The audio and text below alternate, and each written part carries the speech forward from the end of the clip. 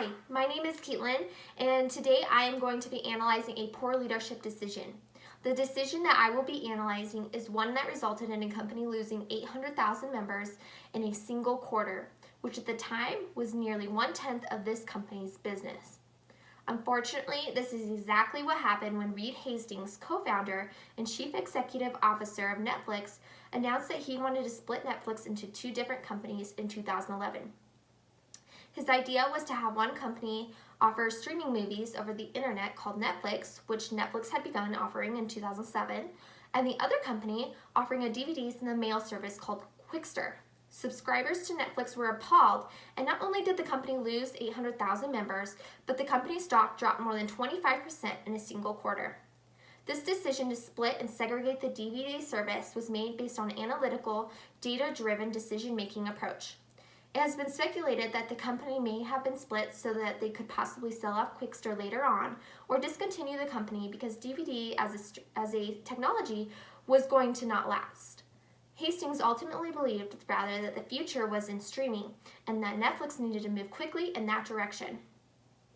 While he was ultimately correct about the future of DVDs and defining that as a problem, he was overly confident in his approach and he skipped over one notable major step in the problem-solving process. The decision to segregate, as he admitted, was made quickly. If he had used the problem-solving process, he would have realized that major decisions take time and have to be implemented within a proper time frame. Furthermore, Hastings fell in the pitfall of engaging in a gut-based decision. This is called a dictatorial decision-making process, which occurs when a business decision is made on someone's intuition. Yes, Hastings justified the decision based on data, but a successful leader must also be able to consider other factors and keep an open and flexible mind. It is without a doubt that changes to services offered and price increases are going to happen in any business. However, the way those changes are communicated and the way leaders make those decisions are made is critical.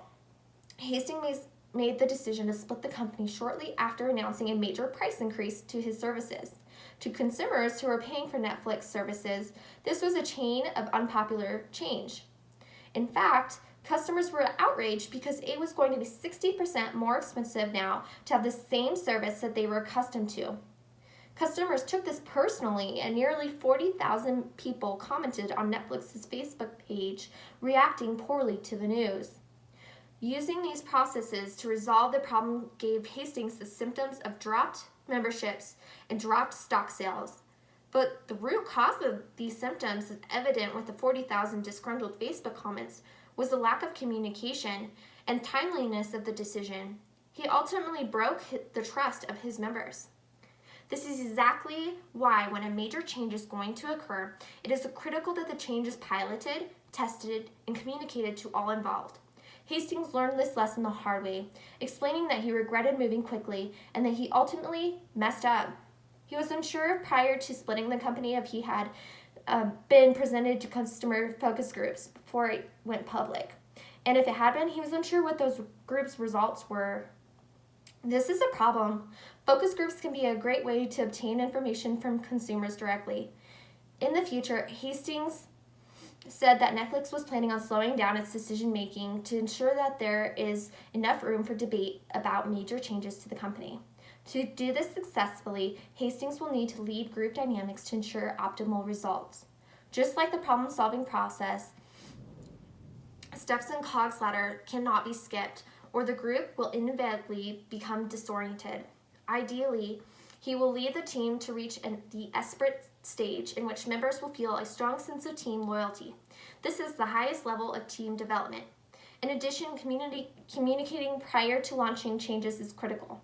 Ideally, communication to consumers must be proactive and transparent.